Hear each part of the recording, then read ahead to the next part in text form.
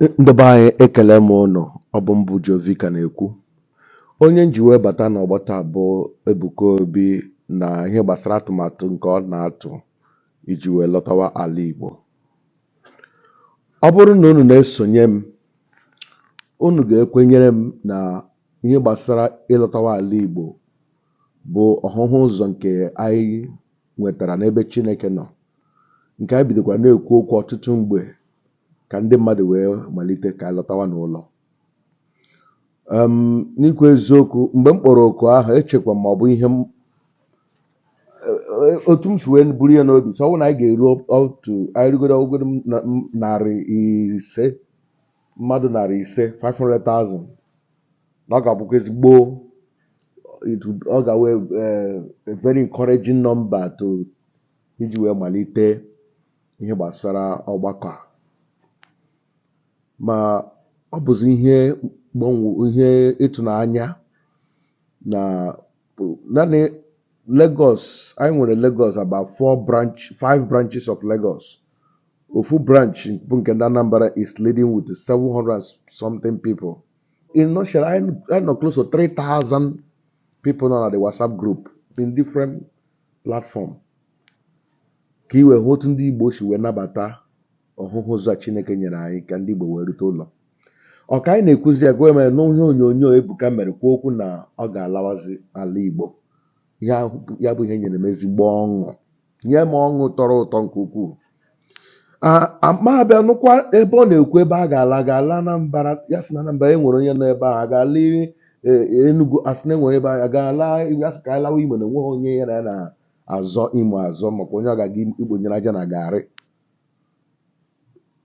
Asị na ahapụ m masị ya ihu, lewe anya Abia steeti, ọ bụ na ebe a dị mma, lewe anya Ebonyi.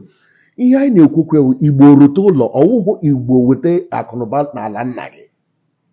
Ịma akụ ruo ụlọ bụ ị ga-eburu ya gawa n'ala nna gị, akọzi onye kpatara ya. Ma nke a Igbo ruo n'ụlọ, onye Igbo ọbụla, ala Igbo ọbụla wu your home, because our focus ihe gbasara Igbo ruo ụlọ bụ anyị na-ebu agha megide adịghị n'otu nke nọ n'ala Igbo. That's why moto anyị ji bụrụ uniting the Igbos, developing ala Igbo. Our motto. Ma ebe ọ dabata na ọ ga-aga Imo steeti, ana m asị ileko ihe ekwekwele ka that vision laa n'azụ, otu o kwuru ya ka emee ya.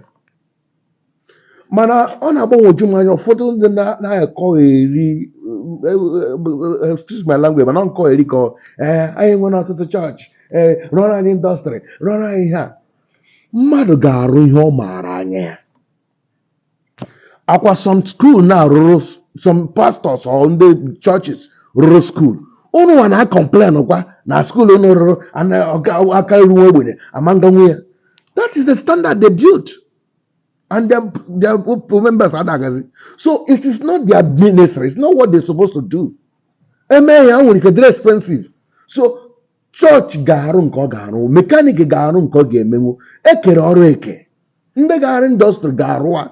Kuba na-aga Abia steeti ugbu a imepe indọstrị, ọrụ ọrụ ya ka ọnwụ Ebuka ga-abịa arụwara gị indọstrị, ga-arụwara gị factory. Ihe ọ mara ebe onye ma bikwana ka ọ na-awachi, ihe onye ma ahịa onye ma ahịa ya ka ọ na-azụ. So iji because of ịkpọrọ ihe na ịkpọrọ otu Christianity asị, ihe kọtawa ya ebe ị na-ebudata ala Igbo, butere anyị indọstrị, butere anyị skuul, ọwụ ihe ọ kpọrọ ya ka o mee. O bideze chọọchị ma ọ bụ ministri ya, a ga-esizi ebe ahụ wee na-agazi ihe ndị ọzọ ya na ya so aga. O mepee ya, ọ bụrụzi skuul pụta, emepe ya edetibọtụ ihe bụ headquarter mmadụ nke mbụ onye ha ma eme ya, bidogoro from there, from ka ime eme gị na exam a na-ele, a na-asị gị bido na nke mma ruo na nke na-amaghị, gaa nyecha answer to those one ịma, otu aka esi eme exam gị pas ya. So ọ ga-amalitegoro mewegoro ndị ahụ ọ ma eme bikwu mepe that ministry. From there enwezi branches of enwe hospital, even anụkwara m ebe ọ na-eme church fellowship na-enweta ndị doctor there. That is it. People enwe ọrụ ebe ọ bụla ọ gara aga zụọ ala now. Biko ka m were ohere akwụkwọ ya gwa na ebe Ebuka enwekwara ndị ala ga-erukwa up to the number ọ chọrọ. Enwere m ala sada ebe ha ji egbe, ma enwere m sada ebe ọ ga ọkpa ala. Ọwụma nwere people nwere ndị agent nwere ala ebe ahụ nwee ndị nwegasị ala ebe ahụ achọghị ire ka anyị gawa na some remote area na-abụghị nakwa owudi na Owerri. Let us develop those areas dịka unu mere na Lagos ga zụrụ ebe ahụ mgbe unu zụrụ ebe ahụ ha sọ 7 million ụgbọala nọ 100 million there. Ọ bụrụ na ị gaghị dịka nga ọkpala kpọọ ha ji ọsaid ebe ọsịtụkwa those area a ga-achọta but ebe ala nọ ezigbo ala nọ bụ ọhaji side ala nọ there ala nọ so ebe nga ọkpala because enweghị m some of my friends zụrụ ala that side ebe ahụ. So ọ bụrụ na enweta ala ebe ahụ development abịago that side. So biko anyị na-akwado gị na-ekpe ekpere na-ewish na egbukwala oge ka ha chọwa ala ga-agbafe agafe. Igbo kwesịrị ka anyị rute n'ụlọ bịa mezie n'ala Igbo. Ahịa ndị anyị na-aga na Lagos na-aga azụ ihe ndị anyị na-aga mee ndị mmadụ bịawa n'ala Igbo bịa zụwa ya. Ya mere m na-arịọ onye ọbụla na-ekwu okwu idiscourage Ebuka Obi bụ ya bịa rụọ hospital bekee ịma na ịmakwa ihe nke ekwe na-akụ. Ebuka jide aka nga ahụ eji ahụkwara m na enyere gị recently 1.8 billion ka 1.7 billion obi tọrọ m ụtọ na ya were ego ahụ wee gaa chọrọ ala gore latawa because aka eji jide ndị Igbo na obodo ndị ọzọ ọ na-agba anya mmiri. Unu mana aga na refinery nọ na Port Harcourt mgbe m nọ na Port Harcourt ndị Hausa juru dị ndị Yoruba nọcha dị ndị be anyị ndị South nọ dị position ha adịchaghị mma ọ nna na top mana ịmara onweghị onye n'ime ha nwere properties estate na ala Igbo anyị makwa ala South estate ha niile nọcha na be ha kpata ego ahụ na refinery nọ na Port Harcourt ha eburu development gawa n'ala be ha. Ndị Hausa na-eme descent ndị Hausa nweke nwere estate ha ọ nọcha Kano Kaduna Abuja. Unu mgbe a na-ekwu na a ga-eme Wike Minister of FCT agwara m ndị Igbo bigo na okwe na property unu even ana marakwa na Wike na onwe ekwesịghị of na ụlọ elu na Abuja. So ọ bụrụ na ị nwere ala na Abuja ga-ahazikwe na ya ma bụrụ n'obi ọnwụ na ị nwere kọmpe na ofu n'ụlọ n'ama a ga-arụkwa ọzọ a ga-arụ anya ọzọ na ala Igbo. Mgbe anyị na-ekwekwa ala Igbo ọwụhụ na be nna gị ọgọwụ na ọ ga-iwuru onye Ebonyi ga-arụ na Ebonyi iwuru onye Ebonyi you can go to Imo State anywhere ọ dabatara ka anyị mezie n'ala Igbo. Ala Igbo wuru a Silicon Valley.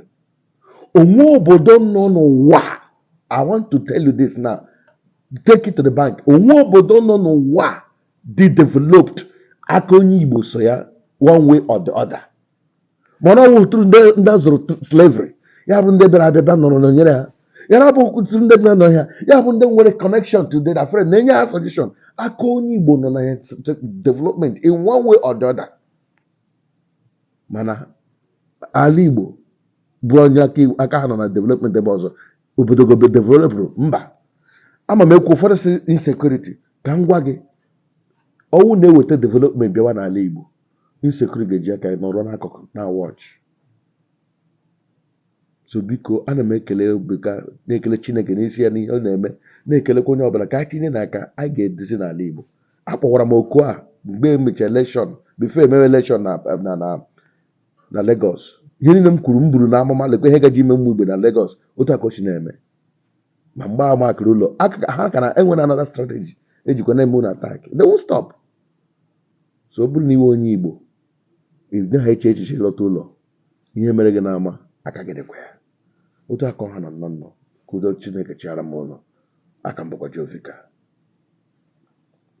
ka emesịa.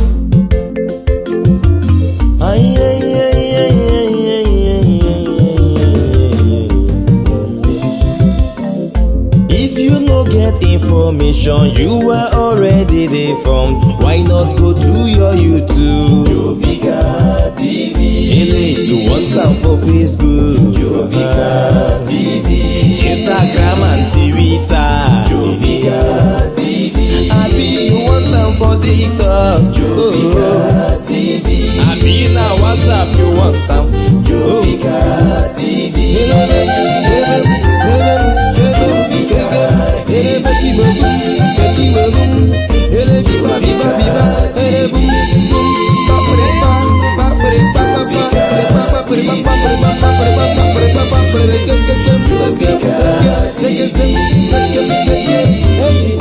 Jovika TV, poised to reach you with the truth.